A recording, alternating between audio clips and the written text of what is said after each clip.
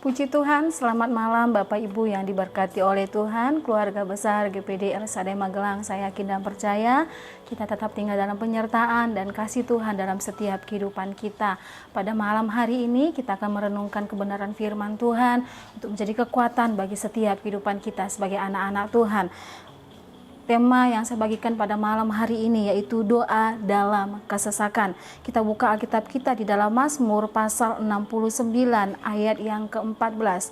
Mazmur 69 ayat yang ke-14, saya akan bacakan untuk kita semua firman Tuhan.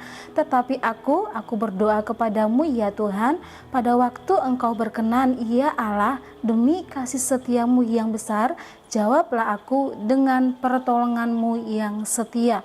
Satu kali lagi saya bacakan, firman Tuhan menjelaskan sana. Tetapi aku berdoa kepadamu ya Tuhan, pada waktu engkau berkenan ya Allah, demi kasih setiamu yang besar, jawablah aku dengan pertolonganmu yang setia. Bapak Ibu yang diberkati oleh Tuhan, yang dikasih oleh Tuhan, ini adalah doa dari Raja Daud ketika dia mengalami hal yang tidak baik dalam kehidupannya. Orang yang berdoa dalam kesesakan yang berbicara tentang masalah, kesesakan berbicara tentang persoalan, beban hidup yang kita alami, tantangan, bahkan persoalan yang sangat besar yang mungkin kita alami. Pada umumnya ketika seseorang mengalami beban hidup, ketika seseorang mengalami masalah dalam hidupnya dan dia berdoa kepada Tuhan, saya yakin dan percaya doanya pasti doa yang hancur hati, doa yang penuh dengan kesakitan, doa yang sungguh-sungguh, bahkan doanya itu dengan ketulusan, bahkan dengan kerendahan hati. Itu orang yang pada umumnya seseorang yang mengalami masalah dan ketika berdoa kepada Tuhan. Bapak Ibu yang dikasih oleh Tuhan, kita mau lihat apa yang terjadi dalam kehidupan Daud. Kenapa Daud dia berkata, tapi aku berdoa kepadamu ya Tuhan. Doa yang seperti apa yang dinaikkan oleh Daud? Kenapa Daud menyampaikan doa ini kepada Tuhan? Yang dialami oleh Raja Daud ketika itu, yaitu kita lihat ayat yang kedua sampai dengan ayat yang ketiga. Di sana dikatakan, selamatkanlah aku ya Allah, sebab air telah naik sampai ke leherku. Aku tenggelam dalam rawa yang dalam, tidak ada tempat bertumpu. Aku telah terperosok ke air yang dalam, gelombang pasang menghanyutkan aku. Di ayat yang kelima di sana dikatakan, orang-orang yang membenci aku tanpa alasan lebih banyak daripada rambut di kepalaku. Terlalu besar jumlah orang-orang yang hendak membinasakan aku, yang memusuhi aku tanpa sebab. Aku dipaksa untuk mengembalikan apa yang tidak aku rampas. Bapak Ibu dikasih oleh Tuhan, situasi yang dialami oleh Raja Daud itu adalah situasi yang tidak baik. Di sana dikatakan bahwa orang-orang yang membenci aku itu terlalu banyak. Ada banyak orang yang ingin memusuhi Daud, ada banyak orang yang ingin menghancurkan hidupnya, ada banyak ingin yang membunuh dia. Bahkan di sana dikatakan ada satu istilah, ada satu perumpamaan yang disampaikan oleh Raja Daud, situasi yang dialaminya. Dia seperti ada dalam sebuah rawa, ada gelombang, ada hal yang berat yang dia alami. Ayat yang ketiga di sana kata, aku tenggelam dalam rawa yang dalam. Aku masuk ke dalam, tidak ada lagi kekuatan, yang adalah kepahitan hati, yang adalah kehancuran hati. Karena apa? Ayat yang kelima, orang-orang yang membenci aku tanpa alasan. Ada banyak orang yang membenci dia tanpa alasan. Sedangkan Daud sendiri dia nggak tahu kenapa dia dibenci, kenapa orang-orang memusuhi dia. Bahkan di sana dikatakan, yang memusuhi aku tanpa sebab, aku dipaksa mengembalikan apa yang tidak aku rampas. Bapak Ibu dikasih oleh Tuhan, kalau kita merenungkan, bahkan mungkin membayangkan kita ada di posisi Daud ketika itu, apa yang akan kita lakukan? Bagaimana situasi hati kita ketika itu? Bagaimana situasi Daud kita waktu itu? Hatinya yang hancur, dia yang dalam kebingungan, dia yang tidak tahu harus berbuat apa. Karena sana katakan, aku dibenci, orang-orang memusuhi aku tanpa sebab, aku bingung. Inilah yang terjadi ketika Daud menaikkan doa ini di ayat yang ke-14. Bapak Ibu dikasih oleh Tuhan, mungkin situasi yang kita alami hari-hari ini pun mungkin bukan situasi yang baik. Tapi seperti Raja Daud, dia tahu kemana dia harus berseru, dia tahu kemana dia harus mengadu, yaitu kepada Tuhan. Sehingga di ayat 14, tetapi aku berdoa kepadamu. Situasi yang kita alami mungkin tidak baik. Masalahnya, kemana kita lari ketika kita mengalami kesulitan? Kemana kita lari waktu kita mengalami kesesakan, bahkan kita bingung. Ada banyak yang ingin memusuhi kita, ada banyak yang ingin menjatuhkan setiap kehidupan kita, bahkan menghancurkan rumah tangga kita. Ada banyak yang ingin berusaha menghancurkan ekonomi keluarga kita, perusahaan, pekerjaan kita, dan kita nggak tahu sebabnya apa. Tapi biarlah seperti Raja Daud, dia tahu kemana dia harus berseru, yaitu kepada Tuhan. Apa yang menjadi doa Daud ketika itu? Apa yang menjadi doa Daud yang biarlah menjadi renungan bagi setiap kehidupan kita sebagai anak-anak Tuhan. Di ayat yang ke-14 bagian B, di sana dikatakan, demi kasih setiamu yang besar, jawablah aku dengan pertolonganmu yang setia. Bagian yang pertama yaitu apa yang menjadi doa Daud ketika itu. Yang pertama, supaya Tuhan mendengar teriakan penderitaannya dan juga keinginan hatinya. Kenapa Daud menaikkan doanya? Karena dia tahu Tuhan itu adalah Allah yang hidup. Dan ini menjadi keinginannya supaya Tuhan itu mendengar. Supaya Tuhan mendengar teriakannya. Dan supaya keinginan hatinya didengar oleh Tuhan.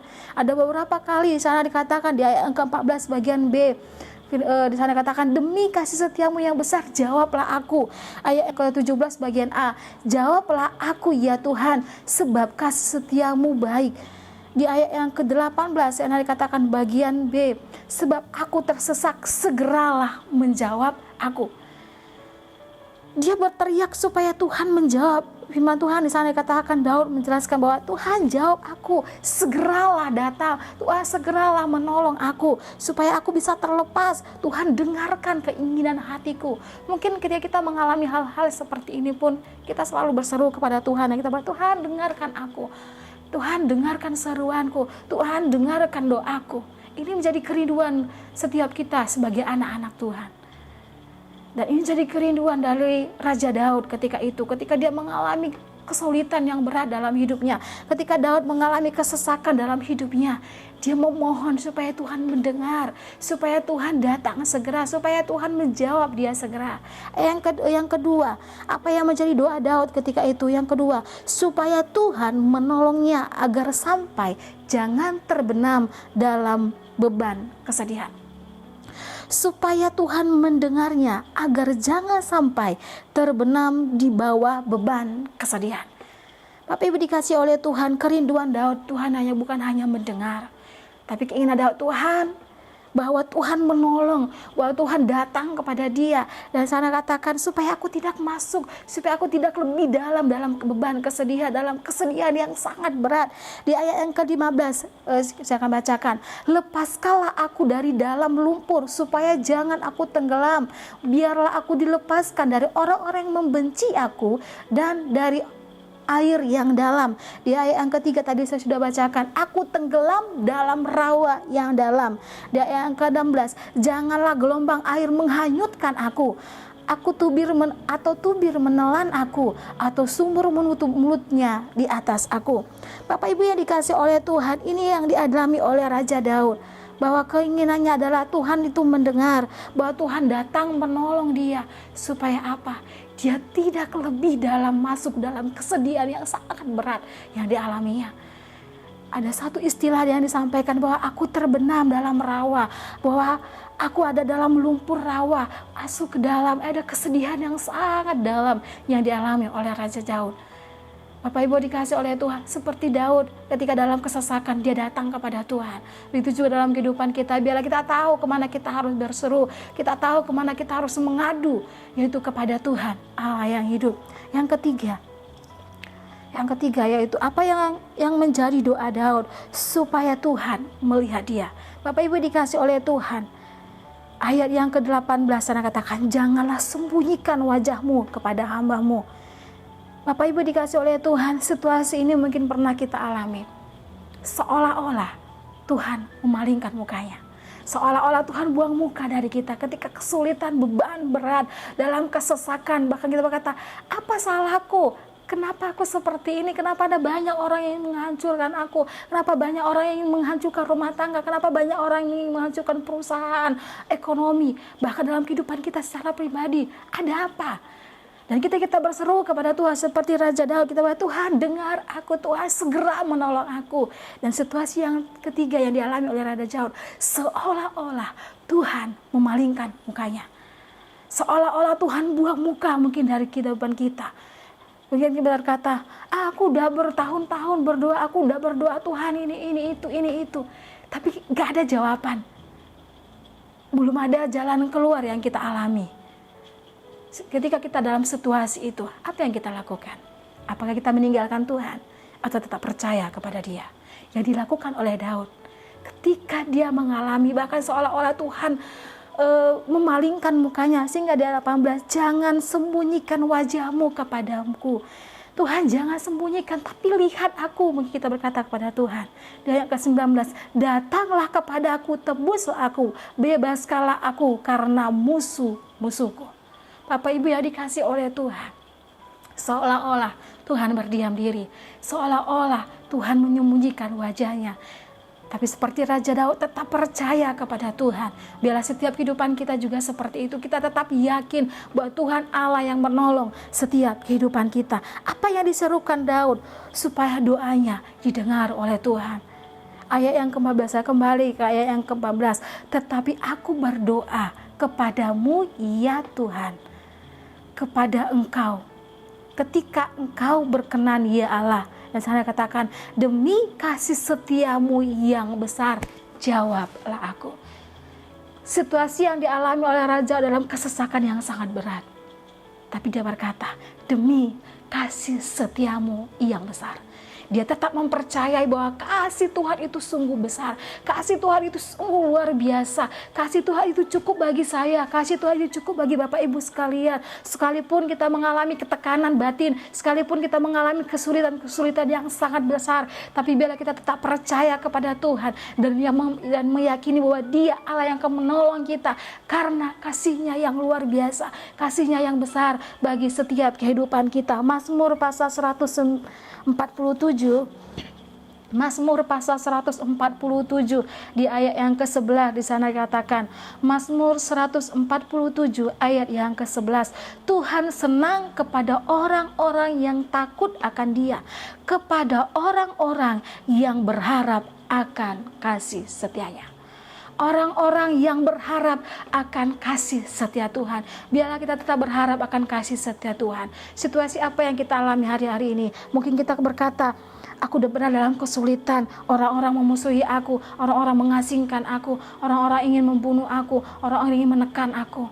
Tapi biarlah seperti Raja Daud, kita datang kepada Tuhan. Sehingga di Mazmur pasal 118 ayat yang kelima di sana dikatakan, dalam kesesakan aku telah berseru kepada Tuhan. Tuhan telah menjawab aku dengan memberi kelegaan. Ini menjadi iman kita di hadapan Tuhan. Daud dia berkata, dalam kesesakan aku telah berseru kepada Tuhan. Tuhan telah menjawab aku dengan memberi kelegaan. Bapak Ibu dikasih oleh Tuhan, mungkin situasi yang kita alami adalah situasi yang berat, tapi ketika firman Tuhan kita tetap percaya kepada Tuhan dan meyakini bahwa kasih setia Tuhan ada dalam kehidupan kita. Dan firman Tuhan mengatakan, Tuhan menjawab aku dan memberi aku kelegaan. Tuhan yang menjawab setiap doa Bapak Ibu sekalian. Mungkin gak hari ini, mungkin butuh proses yang panjang sampai Tuhan menjawab setiap doa-doa kita. Tapi satu hal yang kita yakini, waktu Tuhan adalah waktu yang terbaik. Sehingga seperti Ayub, dia berkata dalam Ayub pasal yang ke-42 ayat yang ke-5, firman Tuhan jangan menjelaskan bahwa saya akan bacakan untuk kita semua. Ayub pasal 42 ayat yang ke-5. Hanya dari kata orang saja aku mendengar tentang Engkau, tetapi sekarang mataku sendiri memandang Engkau. Ketika mungkin kata orang Tuhan itu baik, tapi ketika dalam kesulitan, seperti Ayub yang juga mengalami kesulitan, dan kita yang mengalami kesulitan, kita terlepas dari semuanya itu, kita berkata, Tuhan, Kau dulu kata orang, sekarang kata aku. Aku yang merasakan kasih Tuhan, kita yang merasakan kebaikan Tuhan yang luar biasa di dalam setiap kehidupan kita. Puji Tuhan, Tuhan Yesus memberkati setiap kehidupan kita. Kita berdoa. Segala puji, hormat, kemuliaan bagi nama Tuhan. Terima kasih Tuhan buat kasih setia Tuhan yang besar dalam kehidupan kami. Biarlah kami seperti Raja Daud ketika dalam kesesakan kami tahu kemana kami harus mengadu. Kami tahu kemana kami harus berseru, yaitu kepada Tuhan Allah kami yang hidup. Karena kami tahu Tuhan, Engkau Allah yang mendengar, Engkau Allah yang menjawab, dan Engkau Allah yang melaksanakannya di dalam setiap kehidupan kami. Biarlah kami tetap percaya akan setiap janji-janji kebenaran firman Tuhan yang Tuhan genapi dalam setiap kehidupan kami. Terima kasih Tuhan, berkati materikan kebenaran firman Tuhan di dalam hidup kami. Dalam nama Tuhan Yesus Kristus kami berdoa mengucap syukur, haleluya, amin.